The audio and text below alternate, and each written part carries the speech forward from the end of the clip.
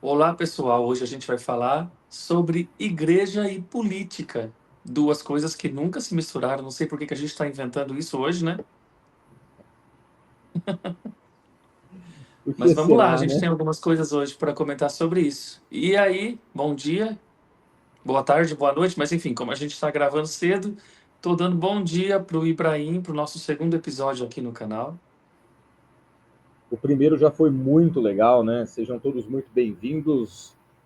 Valeu demais, Anael, pela nossa parceria aqui, sempre muito bacana. E eu quero começar fazendo sempre aquela audiodescrição, se você me permitir, né? Para quem não Sim. pode nos enxergar nesse momento. Eu sou um homem moreno, tenho barba curta, cabelo curto, armação de óculos escura e hoje eu visto uma camiseta preta. Aliás, uma camiseta branca, na verdade. No primeiro episódio era preta. Agora uma camiseta branca e atrás de mim um fundo com uma parede de metade de madeira, metade bege. E hoje a gente vai falar aí sobre política e igreja, como o Anael falou. Não sei porquê, né, Anael? Nunca essas duas correntes, essas duas forças, essas duas potestades se uniram na história, né? Nunca, nunca. A gente está viajando aqui, né? Preparando para vai que um dia seja um problema, né? É, de Aí a repente, gente né? já tá aqui no YouTube adiantando as coisas. Exato. Vai que de repente a gente se encontra, se depara no futuro com pastores votando, é, legislando em causa própria, né? Para poderem ali blindar os seus roubos, as suas corrupções, né? Aí alguém pode dizer assim, mas não sou. É óbvio, gente, que a gente está falando da PEC da blindagem, né? E aí alguém pode dizer, mas não são só pastores votando, né? Exato. Eu acho que dois pontos. Primeiro que assim, a gente sabe que o PL e a extrema-direita é composta por evangélicos e, consequentemente, por muitos pastores. E a gente tem, inclusive, esse dado, né? Que o partido que mais votou, e todos votaram a favor, foi o PL, né? O que já faz com que a gente entenda que é uma defesa evangélica, certo, Ibrahim? É exagero dizer isso? Eu acho que não é exagero, e assim, é verdade, não apenas pastores e não apenas evangélicos votaram, mas o nosso canal, ele se dirige basicamente a esse público, né, dessa temática que a gente está falando, né, ou não se dirige a esse público, mas é por causa desse público, então um pouco vai nos interessar o posicionamento religioso, de fé, de crença de outras pessoas. Mas aqui o que a gente está falando é daqueles que se colocam como os bastiões da moralidade votando numa coisa dessa, né? Exatamente, exatamente. É, enfim, eu fiquei pensando essa noite, né, depois que eu vi aquele absurdo todo ontem, o quanto que as coisas têm se mostrado para muito além daquilo que a gente imaginava, né? Antes, há muito tempo atrás, para mim, quando eu comecei a questionar essas coisas, parece que era apenas a respeito da desnecessidade de se ter uma bancada evangélica. De falar assim, poxa, mas o que que esse povo quer? Hoje não, cara. Hoje a gente vê o jeito que isso é muito nocivo, né? E a gente entende a necessidade para eles dessa De bancada. dizer. Sim, entendi. A necessidade e a necessidade que se cria de ter vozes que colocam luz nessa sujeira toda, né? Exato. É importante a gente mostrar isso porque isso está acontecendo. Há um amor muito grande pelo dinheiro, há um amor, um apego muito grande ao poder, tudo isso nós sabemos. A ponto de se estruturarem em uma bancada, em praticamente um partido político. Lembrando que a gente tem, além do PL, nós temos o Republicanos, que é um partido fundado dentro de uma igreja evangélica, liderado por pastores evangélicos, né? Tem na presidência pastores e tudo mais, pessoas ligadas à igreja. Então, sim, há essa necessidade de colocar luz e há a necessidade de a gente dizer, da gente falar por que essas pessoas estão se organizando dessa maneira, politicamente, mas no sentido partidário. Porque dizer, a igreja tem que participar da política, a igreja precisa participar, a igreja pode participar, tudo isso é correto, faz parte da república, faz parte da democracia, faz parte da civilidade, mas quando você se une ao que tem de pior na política, isso, vamos lá, historicamente, né, nas últimas 2 décadas, 3 décadas, os evangélicos ligados a partidos políticos, obviamente não todos, logicamente, a gente precisa deixar isso muito claro, mas muitos evangélicos ligados a muitos partidos eram o pior, estavam se ligando, se conectando ao pior do que a gente tinha na política. Hoje, parece que o jogo mudou. Parece que o pior que se tem na política é justamente essas agremiações, né? É. É interessante isso que você disse aí. Não é que um pastor ou um evangélico não possa participar da política e não possa, inclusive, exercer o seu direito de querer candidatar. Uhum. Como a gente tem, por exemplo, o deputado Henrique Vieira, que é um deputado, acho que ele é de esquerda, não, ele é de esquerda com certeza, mas assim, acho que eu não sei se ele é do PT, não Ele é sei do qual é o partido PSOL, dele. ele é do PSOL do Rio de Janeiro e ele é pastor. E ele é pastor. Qual que é a grande diferença? E aqui a gente não está defendendo direita ou esquerda, não é essa a questão. A gente está dizendo de como que a pessoa se insere. A questão é que, infelizmente, na direita a gente não tem pessoas que se inserem assim. Ele é um pastor que faz parte do Congresso, claro, é um deputado, e não é parte da bancada evangélica. E Exato. não está lá para é, pautas evangélicas. Eu acho que você respeitar o Estado laico não obriga você a estar ausente, né? É você, ao estar lá, que tipo de posicionamento e de atitude que você tem. Porque ele é um pastor que está dentro da política, é um deputado que luta contra a bancada evangélica. É, eu acho que o evangélico, ao participar da política, ele precisa levar todas as pessoas que participam da política, elas têm o direito de participarem ativamente, inclusive, como o Anel falou, colocando seus nomes para votação, levando os seus valores para lá, levando os seus princípios para lá, aquilo que ela acredita que é mais importante. Então, por exemplo, você vai ter um jornalista, o que ele vai levar para lá? Provavelmente pautas ligadas à comunicação, à mídia, a mostrar o país para fora, a melhorar a transparência e tudo mais. Você tem alguém, um médico, um dentista, vai ter pautas ligadas à saúde e por aí vai. Você tem alguém ligado à cultura, um músico, um pintor, um diretor de teatro que se candidata, ele vai ter pautas ligadas à cultura. São os valores, são os princípios, é a base de vida dele, tá tudo certo. Quando a gente pensa assim, o que um evangélico, o que um pastor, o que um cristão deve levar, aqui vai uma provocação bastante interessante para você, Anael, e para o nosso público que está nos ouvindo ou nos assistindo nesse momento. Os valores evangélicos hoje, no Brasil, são os mesmos valores cristãos? Porque você levar os valores cristãos de amor, de respeito, de caridade, na palavra correta, né? Não de fazer caridade, mas de ser caridoso, de ser uma pessoa amável, pacificadora, né? Alguém que busca a paz. Esses são os valores que Cristo nos ensinou. São os valores principais dos evangélicos hoje? O evangélico hoje que se candidata, ele se candidata com quais bandeiras, com quais valores? São esses? Ele se candidata com os valores dele. Essa é a questão. Você pode, por um dia, dois, um tempo muito pontual, vestir uma máscara, né? Mas quando o lugar é o seu lugar de existência, não tem como você vestir uma máscara por muito tempo. Isso que você está dizendo é muito interessante. E olha só, eu acho que eu estou dizendo que a gente só tem a possibilidade de ser o que a gente é. Então, o que que você cultiva?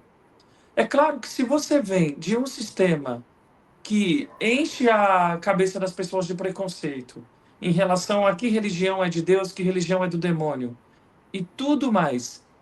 Essa falácia contra a ideologia que não é sua, essa demonização e santificação da política, que aqui está o grande ponto, e tudo. E quando esse cara, com a cabeça dessa forma, ele entra na política, ele vai levar o que para isso? Para lá? Não tem como ser outra coisa, ele vai levar isso. Por isso que quando você vê, por exemplo, um pastor, é interessante porque a gente está falando de um pastor, como o Henrique Vieira, levando pautas, lutando pela igualdade, pela uma coisa que ele pega muito é a, a, a, a não discriminar religiões de matriz africana e tudo isso é porque com certeza na vida dele pregressa a política, é isso que ele cultivou, né? Exato. Então é isso que ele leva. Acho que a coisa é essa, não tem como. Por isso que vale a pena. O maior investimento que a gente faz é na gente mesmo, né? Porque a gente vai ser sempre aquilo que a gente cultivou. Exato. E para provar aquilo que o Anael falou, e ele comentou que a gente tem dados, a gente tem números, esses estão na tela aí para você. São os números reais do que a gente está falando. Então, por exemplo, para dizer, mas será que o Henrique Vieira votou favoravelmente ou contrário à PEC da blindagem? 100% dos deputados do PSOL, entre eles o pastor Henrique Vieira, votaram contrariamente à PEC da blindagem. Então você está aí, apenas 3 partidos no Brasil votaram 100% contrários à PEC da blindagem. Lembrando que 18% de deputados do PT foram favoráveis, tá? Mas ali a gente tem 3 partidos, PSOL, PCdoB e Rede, votaram contra a PEC da blindagem. O Novo, 80% dos deputados votaram contra e 20% não votaram. Interessante esse número porque ninguém do Novo foi favorável. Mas esses 20% deixam um alerta ali da sua abstenção.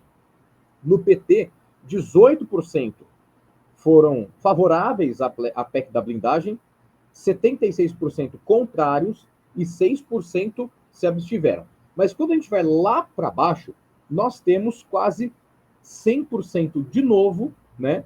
Ali se você pegar, por exemplo, União Brasil, 90% foram favoráveis e 7% contrários.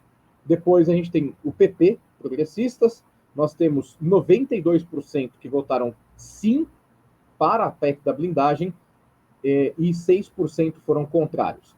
E aí nós temos os 3 partidos que representam, né, o desejo do povo brasileiro. Né? É claro que é a blindagem em relação aos deputados que o povo está preocupado. Não é em comer, não é em estudar, não é em melhorar o SUS, não é em desenvolver vacinas aqui no Brasil para dizimar as doenças, não Não é é... na isenção do imposto de renda para as pessoas que ganham até 5 mil, né? Exato, esse não é o interesse do povo brasileiro. O povo brasileiro quer saber se o seu deputado vai ser blindado agora dos roubos e das falcatruas que ele cometer. E os Se o partidos seu deputado vai poder cometer crimes em paz, né? Exato, exato. Os partidos que representam os anseios da população brasileira mais visíveis agora são os republicanos, com 93% favoráveis à PEC da blindagem e 7% se abstiveram de votar.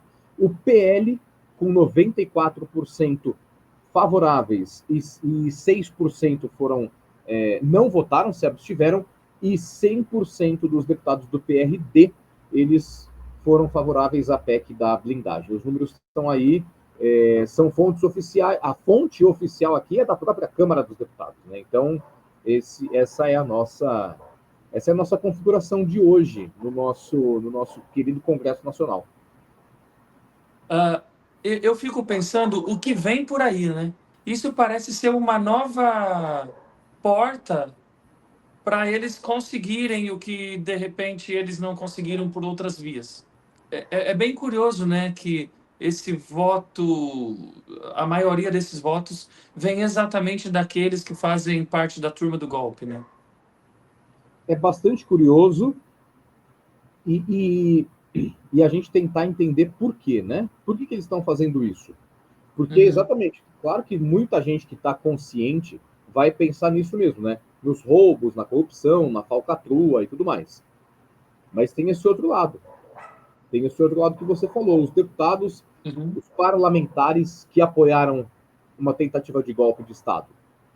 É bastante interessante. Não vão poder ser presos e investigados pela Polícia Federal, pelo Ministério Público, a não ser que os próprios deputados deixem. Corporativismo total. Mas aqui, de novo, a nossa postura aqui, a luz que a gente quer colocar é qual é a postura dos deputados, dos parlamentares ditos evangélicos, ditos cristãos. Qual é a postura deles? Sendo que, tudo bem, eles não vão roubar, eles não vão cometer nenhum tipo de erro, de falcatrua e tudo mais, mas essa votação está permitindo que aqueles que, porventura, vierem a fazer, também sejam protegidos, mesmo diante de corrupção. Claro que vem de lá de trás, porque a gente fala da bancada evangélica, começou nos anos 2000, tá certo? Essa Isso é coisa é denominada bancada evangélica, né? institucionalizado. Mas isso, mas o agravante disso tudo é onde esse povo exacerba essa oposição desonesta e tudo, eu acho que é com o advento do bolsonarismo, né? A gente já conversou sobre isso alguns dias atrás, e até fora do ar. Eu comentei com você, né, que tem alguns estudos, algumas pessoas que vão dizer assim, né, o Bolsonaro, o Silas Malafaia, por exemplo, que é um grande expoente, mudou com o bolsonarismo, né, com o advento do bolsonarismo. Né. Depois do Bolsonaro, o Silas Malafaia mudou a postura dele. Mas algumas pessoas vão defender que, na verdade, não, que quem ficou mais radical foi o Bolsonaro depois do advento Malafaia. Então, eu acho que não, porque a bancada evangélica, já em 2016, foi ferrenha no impeachment da Dilma. Né? Antes disso, já estava cobrando muito ali, já quis surfar um pouco na onda das manifestações de 2013, né? Para as eleições de 2014. Muita gente já se ligando ao Aécio Neves, ex-senador do PSDB, à época, senador do PSDB, presidenciável pelo partido. Então, antes, né, quando o Bolsonaro ainda era aquele cara lá no canto, antes do CQC e do Super Pop levarem ao conhecimento de todo o Brasil esse nome, né? Eu acho que os evangélicos já estavam vindo antes. Aqui mesmo em São Paulo, você vai me lembrar que, na verdade, lá para os idos de 2002, na Marcha para Jesus, já era pedido voto para o Antony Garotinho, E a gente já foi, né? Já viu isso presencialmente, né? presencialmente. Então, Uhum. assim, Antony Garotinho, depois do Rio de Janeiro, até que ele foi preso, até que a esposa foi presa, e por aí vai. Né? Entendi, mas então, olha, será que a gente pode dizer então que eles vieram procurando um lugar de existir com essa força toda e aí foi porque é óbvio, eles já tinham muita força. Por exemplo, se for ver, então, nessa época, a bancada evangélica era mais forte do que o próprio Bolsonaro, né? Exato, exato. Mas eles precisavam de um presidente que legitimasse, que comprasse a causa.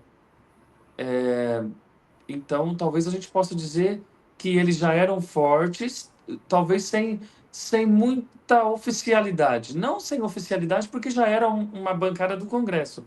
Mas, assim, sem ter um presidente que estivesse com eles de fato. Exato, eu acho que é Aí, isso. em 2018, eles encontram isso, né? Eu acho que é exatamente isso. Eu acho que a questão é essa. O alvo sempre foi. Porque o alvo sempre foi o Poder Executivo. O alvo sempre foi o presidente da República.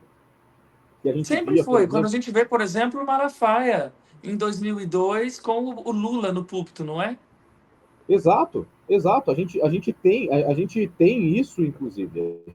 A gente tem esse vídeo. É, Eu quero ah, mostrar, tem. para as pessoas que talvez o pessoal não se lembre. Eu E acho que esse é o talvez ponto. também Talvez. as pessoas podem pensar que a nossa fala é partidária. E esse vídeo também mostra que a nossa fala não é partidária. Exato, exato. A nossa. É igual você já colocou hoje, o nosso lugar de fala é em relação à confusão que se faz entre política e igreja, a fusão dessas duas coisas que obviamente não vão funcionar. Exato. Para muitos, assim, temporariamente, se a questão for um projeto de poder, pode até parecer que funcione, mas olha tudo o que está acontecendo, também não está funcionando. Mas, enfim, a nossa fala não é em relação à direita ou esquerda. Não. É Assim igreja e como padre. o Bolsonaro tomou os púlpitos depois, o fato do Malafaia ter colocado Lula no púlpito em 2002 já era um péssimo sinal também. É, Já era para quem? um grande líder, que ele já era um grande líder religioso, de olho, porque é igual você disse, o foco sempre foi a presidência, né? Porque se você Exato. tem o presidente do seu lado, né? E para quem está duvidando, de repente, não me lembro. A gente pode trazer o vídeo aqui para o pessoal assistir, né, Ana? Eu achei interessante, né? Interessante. Eu queria dizer uma outra coisa para o Lula. Eu estou vendo outro candidato trazer a cultura do medo e do terror e do pânico. Eu, por formação secular, eu sou psicólogo. E eu sei o que o medo produz. O medo paralisa o potencial, neutraliza os sonhos, interrompe a trajetória e faz o homem retroceder. Mas eu quero dizer uma coisa para você, Lula. Eu observo bem a fala das pessoas. Enquanto eles estão com o império do medo, para neutralizar o potencial dessa nação, você tem dito: eu acredito na capacidade do brasileiro de superar a crise. Enquanto eles, com o império do medo, estão neutralizando os sonhos, e quem não sonha não vai a lugar nenhum, você tem passado os teus sonhos, quer construir uma nação grande, com mais equilíbrio, com mais igualdade, com melhorias. Enquanto eles estão neutralizando o país e vão deixar o maior abacaxi da história desse país, eles vão deixar aí um abacaxi do tamanho do bonde, enquanto eles querem neutralizar a caminhada do povo brasileiro, você tem dito: vamos embora, vamos para frente, nós não vamos retroceder, nós vamos melhorar. Portanto, queridos, é irreversível. Qualquer nação democrática, se um governo está bem, continua lá, mantém ele lá. Tá mal? Chega! Zé Fini! Já era! Não dá mais não! Já tiveram a chance! O que está aí é continuação. Abre a tua boca, governe corretamente, faça justiça ao pobre e ao necessitado. A nossa oração é que Deus abençoe o Brasil, que Deus abençoe Luiz Inácio Lula. É interessante porque aí ele tá com um cara da esquerda satanizando a direita, né? Exato, Por quê? Porque a exato. esquerda tinha acabado de assumir o poder. Os mesmos que apoiaram Lula no passado são os que agora apoiam o Bolsonaro, e o Malafaia não é o único, né? A gente teve o apóstolo Estevão, por exemplo, usando o palco da marcha também para pedir voto pro garotinho na época, depois pro Lula e tudo mais. Então, assim, são pessoas que, como a gente disse, sempre estavam ligadas à presidência, sempre quiseram a presidência da República, né? Sempre tiveram a intenção de pegar a presidência da República, porque eles não viam, talvez, e não tinha mesmo, o poder que o Congresso tem hoje, que depois conquistou, anos depois, com Eduardo Cunha, fazendo o impeachment da Dilma, e principalmente com Arthur Lira, né, e junto ali com o próprio Bolsonaro, enfim, com as emendas parlamentares, né, que ninguém mais pode saber para onde vai e tudo mais, e não sei o quê. o Congresso Nacional Brasileiro tomou um poder muito grande, que aí eles perceberam que não precisava só da presidência da República. Hoje a gente tem aquilo que nós chamamos de presidência de coalizão, né? Que é justamente isso. O presidente não governa mais se ele não tiver apoio dos deputados. É impossível, né? Você falou da Marcha para Jesus, esse ano foi o Tarcísio, né? Que Exato. foi pro palco, Porque orou, cantou louvor, todo mundo de roupa de exército, não sei se você percebeu esse detalhe. E é exatamente isso. Então a gente vê mesmo essa ligação muito forte hoje com o bolsonarismo. O próximo vai ser o próximo, não importa quem é o nome, eles vão apoiar o próximo. E se precisar falar mal do Bolsonaro, vai falar mal, né? Vai falar mal. Se precisar esquecer ele, já que agora ele está condenado, ele vai ser esquecido. Eu acho que quando o Esquecido, cara né? tá naquele poder e tá fazendo tudo, tudo aquilo e tá todo mundo, não, vamos lá. Coisas como o golpe, por exemplo, a tentativa de golpe. O cara também tá vivendo aquilo pela primeira vez, né? E ele não imagina, talvez é uma bobeira da pessoa, isso é falta de autoconhecimento, inclusive, que na próxima esquina, se for conveniente para todos aqueles que estavam por trás, você vai ficar sozinho, Exato. entendeu? Por isso que a gente tem que caminhar com a honestidade pessoal mais intacta que a gente puder. Porque no fim do rolê, os mesmos que ajudaram você a fazer aquilo que não deveria, ou compraram a sua ideia, né? São os que vão te deixar sozinho. Então, eu acho que existe essa possibilidade, assim como existe a possibilidade também de coisas do tipo, por exemplo, a gente está vendo agora a PEC da blindagem. Existe a possibilidade deles conseguirem reverter, de alguma forma, a condenação do Bolsonaro, ou pelo menos o tempo de sentença, e acabar ou trazendo como herói, né? Mas, assim, o que é importante destacar é que aquilo que for importante para o poder pessoal é o que vai acontecer, né? Para o projeto, não só individual, mas para o projeto, já que aqui o nosso foco é falar da igreja misturada com a política, bancada evangélica, por exemplo. Aquilo que for melhor para a ascensão da bancada evangélica é o que vai acontecer. Não importa se o representante depois, o master, né, o chefão vai ser outro, né? Exato. É a corporação, né? É o mais importante. Sim.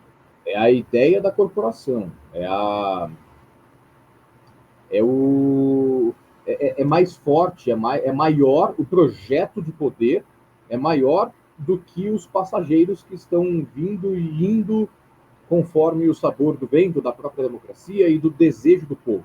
Sim, E mas é, ó, me surgiu uma coisa aqui que acho que vale a pena eu compartilhar, os meus divertidamente aqui, que é o seguinte: a gente fala, por exemplo, sobre o bolsonarismo e a idolatria ao Bolsonaro. uhum, Partindo, então, desse raciocínio de que, se for interessante, ali na frente eles vão ter outro Deus e vão deixar o Bolsonaro cair no esquecimento, ou vão reverter para que ele volte como um herói, né? Coisa que, por enquanto, tem gente tentando manter, né?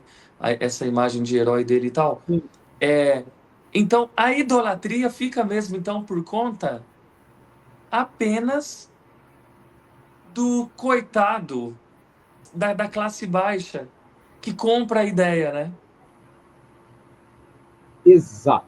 É, é, A isso bancada só constrói o Deus de acordo com aquilo que for melhor e deixa a exato. galera se ferrar, né? É, se amanhã eles disserem que o Anael é o melhor nome, o que dificilmente vai acontecer, Ah, não vou mas ser, jamais serei. Como diz o Alexandre de Moraes pro Bolsonaro, eu declino. eu declino exatamente.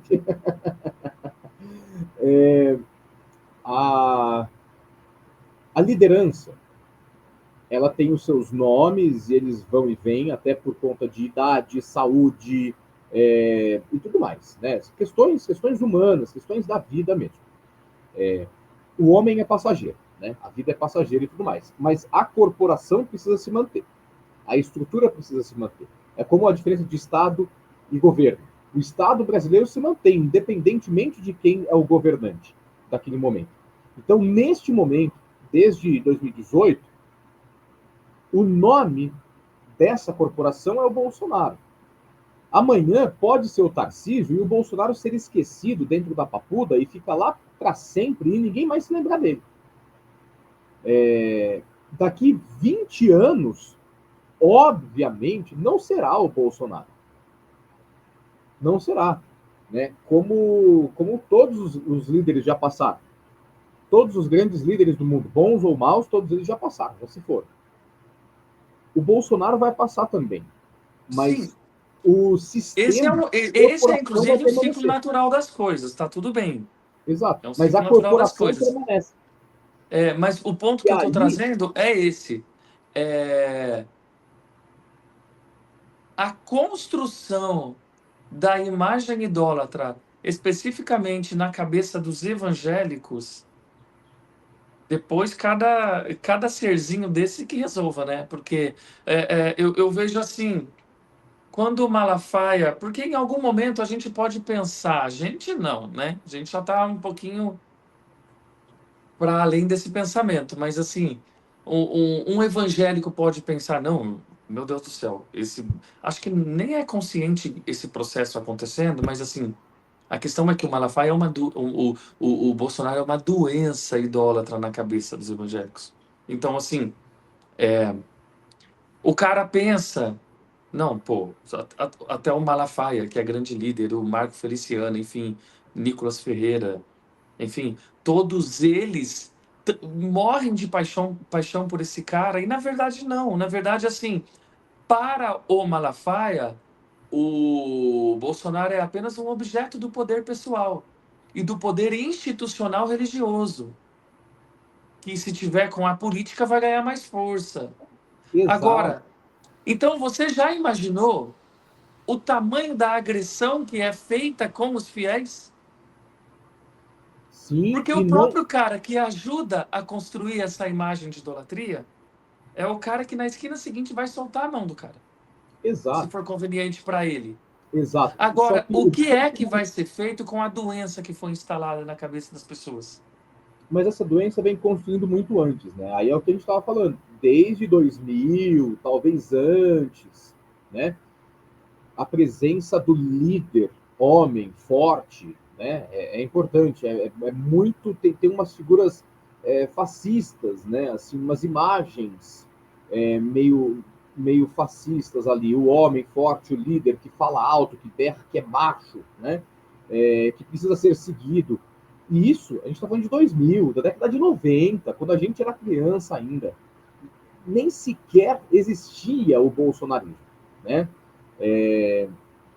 O que a gente o que mais me deixa triste não são os fiéis da igreja dessas pessoas diretamente ali, né? Esse pastor que vai lá, grandão, famoso, de TV e tudo mais, com milhões de seguidores, falando para os fiéis da igreja dele. O que mais me entristece são os pequenininhos aqui. São as nossas igrejas do interior. As igrejas de bairro. Porque toma conta de tudo, né? Exato. Porque segue o que esses caras estão dizendo e eles estão... até me perdoe a audiência, mas eles estão se lixando para essas igrejas de bairro. Eles estão se lixando para as igrejas do interior, pequenininha, de 20, 30, 50 membros, 100 membros.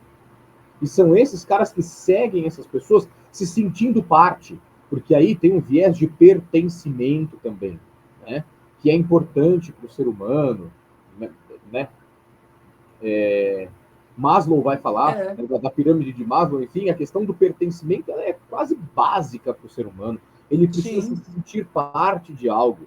E aí, quando ele vê que a turma, a família, o corpo que ele pertence, a qual ele pertence, que ele faz parte, é de um grande líder de milhões de seguidores, amigo do presidente da República, nossa, é como se ele mesmo fosse. E a gente vê esses vídeos que circulam na internet, principalmente essas pessoas mais idosas e até simples, chorando, implorando para Deus fazer alguma coisa para livrar o Bolsonaro da cadeia, para abençoar o Trump, como se o Trump estivesse ligando para eles mesmo.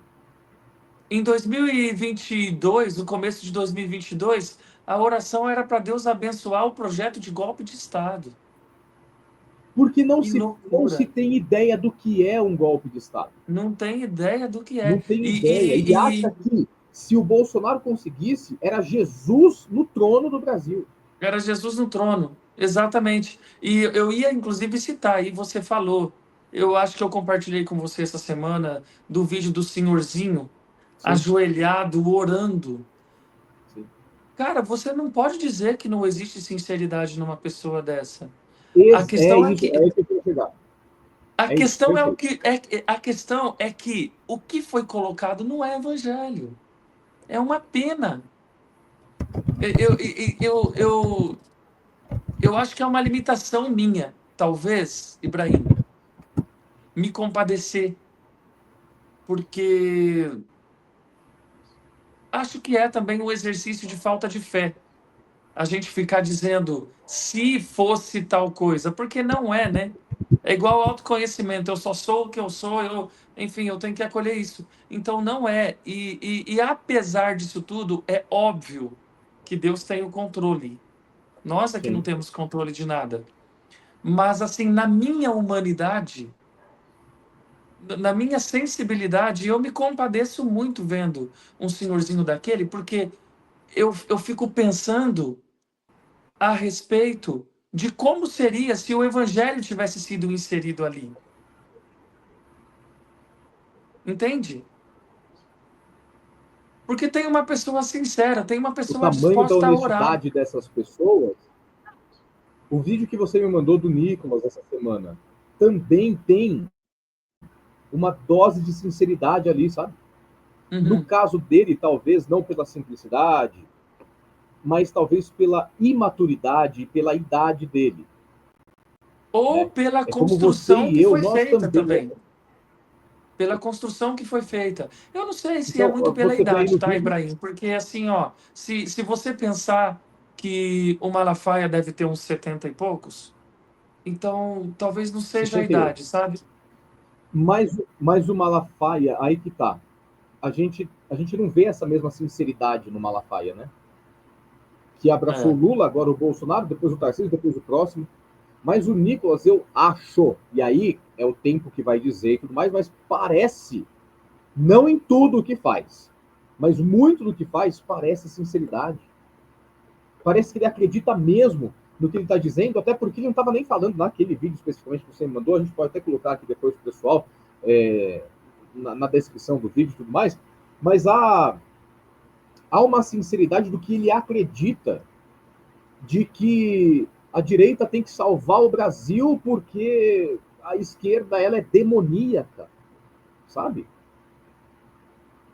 E aí você vê nesse É, vídeo as pessoas estão sinceras orando, né? sim. Eu não sei, como você disse, o tempo vai dizer. Mas eu acho que tende muito também a ir seguindo para onde for mais conveniente, assim. Porque eu acho que o que muda é isso, né? Quando a gente fala das pessoas que deixam suas vidas para pegar um cartaz, para pegar uma bandeira e ir para a rua, é um cenário completamente diferente do cara que já tá lá porque tem um salário de 40 pau. Com Mais as certeza. rachadinhas e tudo mais que acontece, né? Então, é isso. Agora, essas pessoas eu fico muito, muito triste, assim, sabe? De falar, cara, talvez eu não seria um cara, talvez, que tivesse a atitude de ir orar, nem por causa mais nobre, ajoelhado no meio da rua.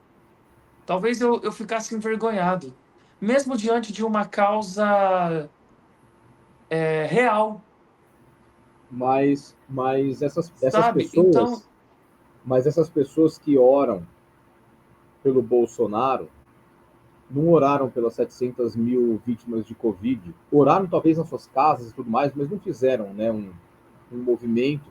pedindo para Deus tocar no coração dele para ele comprar vacina, né? Exatamente. Mas aí é a construção que já estava sendo feita. Essa é a idolatria. É, a construção que Essa é a já estava idolatria. sendo feita. Então, é muito confuso, né? A gente analisar isso, porque existe a sinceridade, mas também é uma sinceridade muito seletiva, né? É isso. Porque você se mobilizar por pessoas que estão morrendo parece ser também uma sensibilidade tão básica da vida, né? É o básico mesmo, né? É o Mas é mais. a idolatria que tirou também isso das pessoas. Você tinha o seu ídolo fazendo as falas que fazia publicamente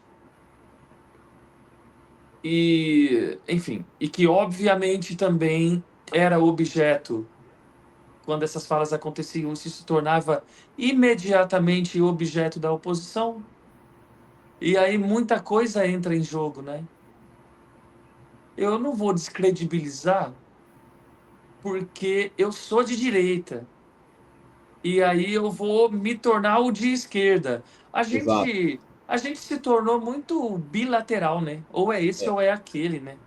E a liberdade de pensar uma coisa isolada, E isso de vale uma para forma tudo. que não seja essa política dicotômica, né? E isso vale para tudo, né? As marcas que É. você usa, o restaurante que você come. Eu não vou comer lá porque aquele cara apoiou o Bolsonaro.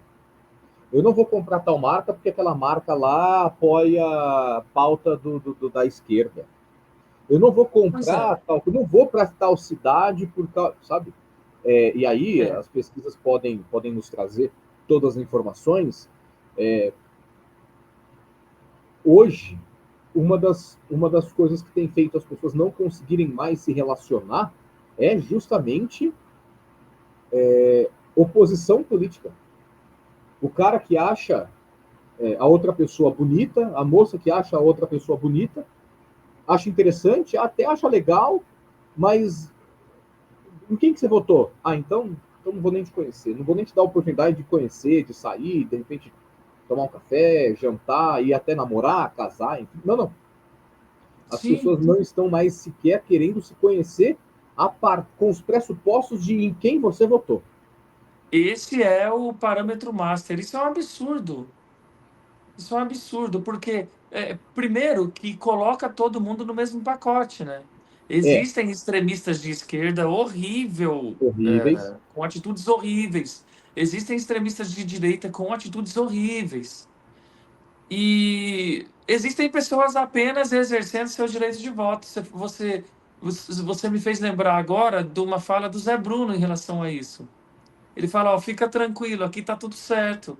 Se você se sentir conservador demais, quiser dar uma olhadinha para ideologias de esquerda, não ideologias, né, mas assim, dá seu voto, fica à vontade. Ah, eu acho que agora eu preciso. Tranquilo, fica à vontade, a questão não é essa. Mas eu acho também que a pena disso é a própria mesa que se perdeu. Porque aí a gente vem para o centro da nossa conversa aqui, que é sempre essa reflexão de qual é a proposta de Jesus e qual é a proposta institucional evangélica. A proposta institucional evangélica que se misturou com a política é uma proposta de destruição de mesas. E é óbvio que existe dentro da igreja evangélica pessoas que não estão fazendo isso. Porque se a gente negar isso também, a gente mesmo está contradizendo a mensagem de Jesus. Existem. Quando Jesus disse para a mulher samaritana que não era nem nesse monte, nem naquele. É sobre isso, você está entendendo? Aí tem o absurdo dos dois lados, porque a direita demonizando a esquerda e a esquerda dizendo que se for dentro do ambiente de direita também não existe ninguém sincero, ou pessoas que equilibram o discurso. E existem. É uma pena que não tenha a mesma voz, Até até porque porque, não dá a mesma audiência. Lembrando exato, até que porque as hoje em redes dia, sociais, elas se movimentam com a altura da voz. com o Elas discurso, se movimentam, né? exatamente. E O outra coisa, algoritmo hoje, dá valor a isso.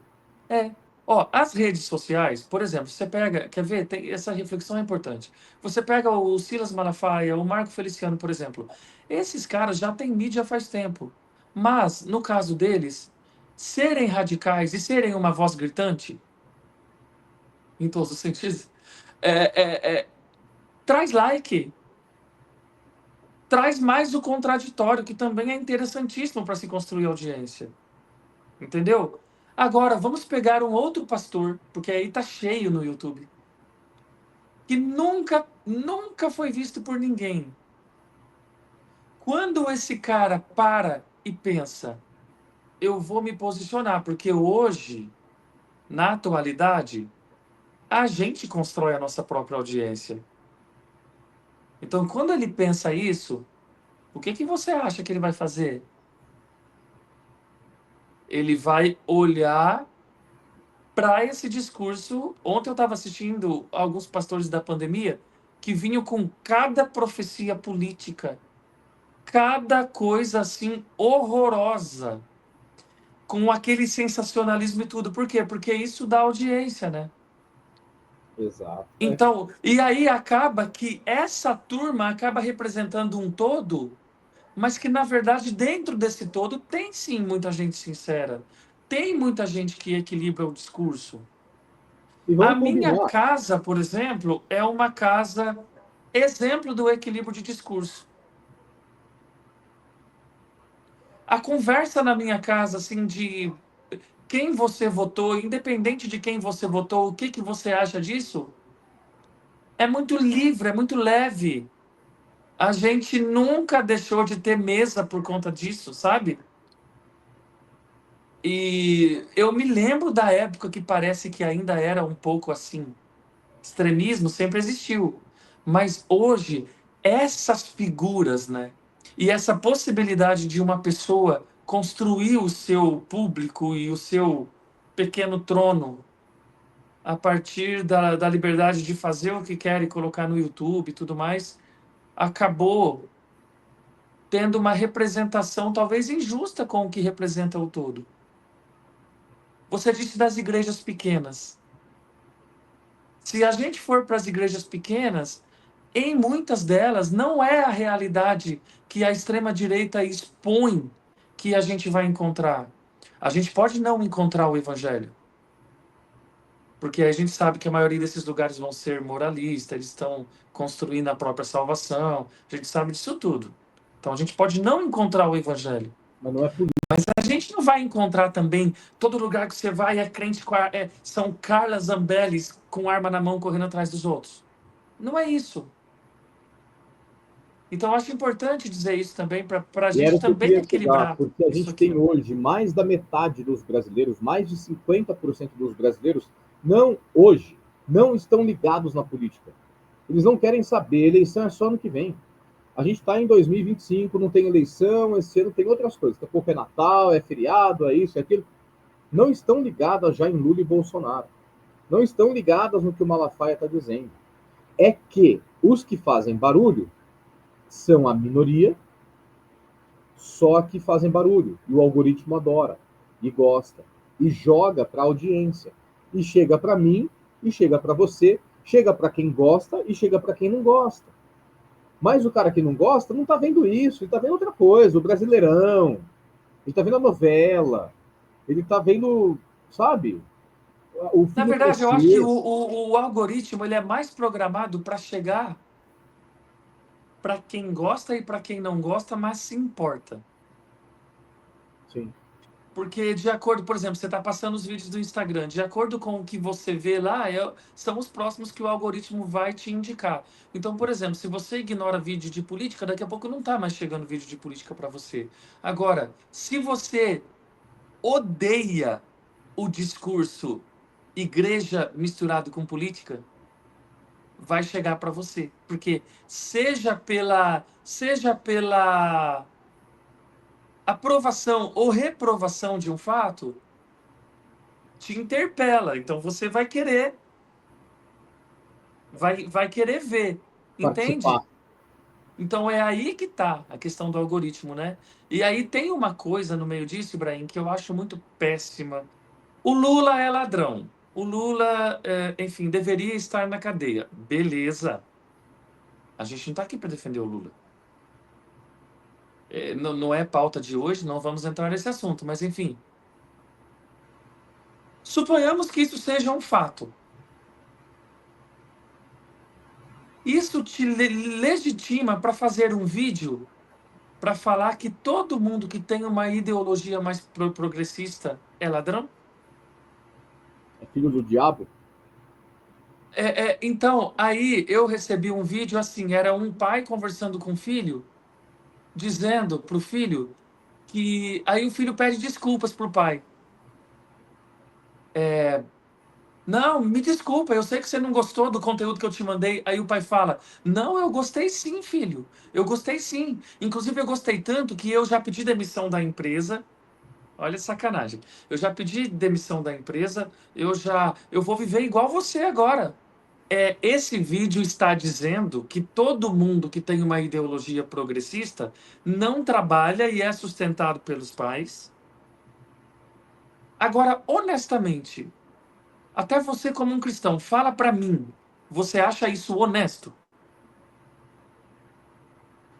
Porque eu tô equilibrando o discurso, assim como eu acabei de dizer que a gente não pode olhar para a igreja e dizer que todo mundo lá quer estar com uma arma na mão.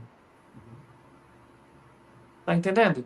Então, é aí que tá. E você pensar que a pessoa que se vale a um conteúdo pobre desse, ela tá fazendo isso porque ela sabe que dá engajamento. Exato. E isso é uma responsabilidade muito grande, porque existem pessoas que estão sendo moldadas pelo conteúdo que você está soltando lá do outro lado. Lembrando, a gente... mas é uma coisa típica de meritocracia também. Porque assim, ao mesmo tempo que eu tenho que responsabilizar pelo que eu falo, e eu não sou muito responsável pelo que você entende sobre o que eu falo, eu tenho que ter uma responsabilidade com o que eu falo. Tanto porque eu vou atacar pessoas injustamente, quanto porque eu vou moldar a maneira de pessoas com a mesma ideologia que vou contribuir para que essa pessoa vá construindo a maneira de pensamento dela, e essa maneira, pelo menos se eu for uma pessoa honesta e que estou fazendo um papel decente na internet ou aqui nesse mundo, eu preciso me preocupar em como eu estou fazendo isso. Porque eu tenho essa leitura, você tem essa leitura, mas as pessoas não têm essa leitura. De olhar para um vídeo desse, até porque, se ela também já está um pouco tomada por esse ódio partidário, aquilo está ajudando ela a alimentar isso, entende? Então, ela não tem muita gente, porque falando dessa coisa meritocrática e tal, nós não temos a mesma formação. As pessoas não têm o mesmo nível de escolaridade. Elas não vieram do mesmo lugar. Então, é responsabilidade do comunicador. Agora, tem uma Você outra faz pergunta. bem, E essa pessoa que hoje tem essa ferramenta e essa liberdade para fazer esse tipo de coisa? Pode também ser completamente despreparado. Enfim, é só uma coisa para dizer assim, independente das nossas ideologias, e um dos nossos objetivos é isso mesmo, é dizer que está tudo bem. Você é mais progressista, está tudo bem. Você é mais conservador, está tudo bem. A questão não é essa, a questão é o que você faz com isso. exato. Porque E o vai respeito ao existir, outro, né? tem perigos dos dois lados, né? Bem, é isso. O meu TDAH acho que fez eu perder aqui no final da fala, mas acho que eu consegui me expressar. Eu acho que é isso. Eu acho que a gente parte desse princípio de respeito. Eu acho que esse canal serve justamente para isso. Esse é um canal que a gente vai trazer muitos temas e luz a esses temas. Né? Vai trazer muitos temas, luz a isso tudo para a gente conseguir debater. E é justamente isso que a gente pede que as pessoas façam. Né? Que participem do canal, que comentem, que se inscrevam e que deixem sugestões de temas e tudo mais. E também as suas visões em relação a eu sou progressista, mas eu acho isso, isso e aquilo, eu sou conservador, acho isso, isso e aquilo, e eu não gosto do tema política e igreja, né? Ou eu não gosto de política dentro da igreja, ou eu acho que a igreja tem que participar da política, enfim. Comenta com a gente, deixa aqui a sua opinião, porque a gente vai crescendo em cima disso mesmo. A gente quer justamente fazer isso. Essa é a intenção. É deixar esse canal aberto para o Um diálogo. ambiente, inclusive, para a gente também ser confrontado, né? Exato. Então o convite é esse, justamente, para as pessoas participarem, deixarem as impressões delas também sobre o canal, sobre a gente também e sobre a cosmovisão delas, né? É isso que a gente quer saber também. É o mais importante. E isso pode chocar com a nossa e tá tudo bem. Valeu, então. Na semana que vem a gente está de volta e vai acompanhando a gente. Inscreva-se em nosso canal, siga-nos também nas nossas redes sociais, enfim, @Ibrahim Gustavo, @Anael_voz. A gente está por aqui para te ouvir também, né, Anael? Isso aí. Muito obrigado, Ibrahim, por essa conversa e até a próxima. Tchau, pessoal. Tchau, tchau.